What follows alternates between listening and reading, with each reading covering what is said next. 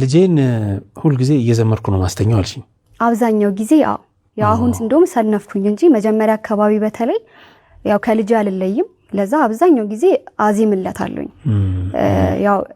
ቆይቷል ሰንበት ትምህርት ቤት ከተማርኩኝ ግን ያ ዜማ ውስጤ ስላለ ብዙ ጊዜ መዝሙሮችንም ስለምሰማ አዚምለታለሁ ይዘምርለታለሁኝ ድምጽሽ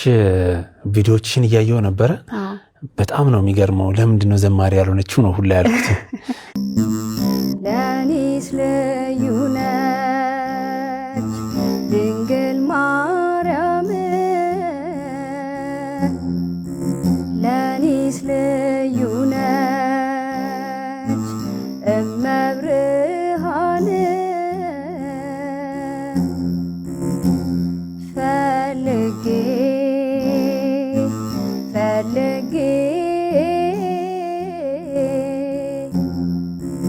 ላንቺ ምስጋናን አላገኘሁም ላንቺ ምስጋናን አላገኘሁም ምን ይመስላል የመጀመሪያ እናትነት እውነት ለመናገር ያው ገነትን በመናብ ነው ማቃት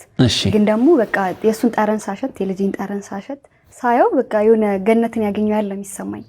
በዚህም ያህል በጣም ደስታ አለው በጣም ደስ ይላል ግን ደግሞ በዛው ልክ በጣም ከባድ ነው አሁን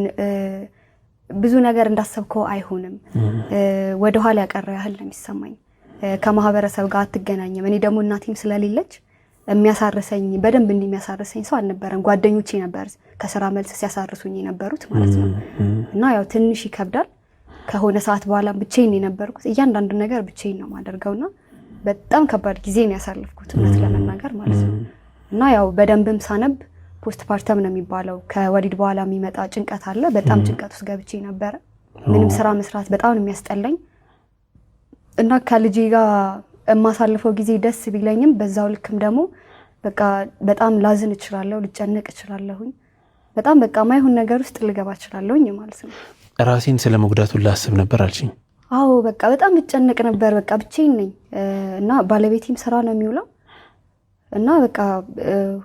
ምንም ነገር ማንንም አላገኝም አሁን ብዙ ጊዜ አልወጣም ከቤት አልወጣም ቤቴ ውስጥ ነው የምሆነው ነው ወይ ሰው ነው የሚመጣው እኔ ጋር ለዛ በቃ ጭንቀት አለው ራሱን ችሎ ጭንቀት አለው ፈቀደ እግዚእ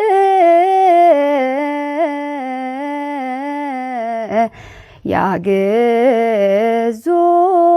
ለአዳም ሕዙነ ወትኩዘ ልብ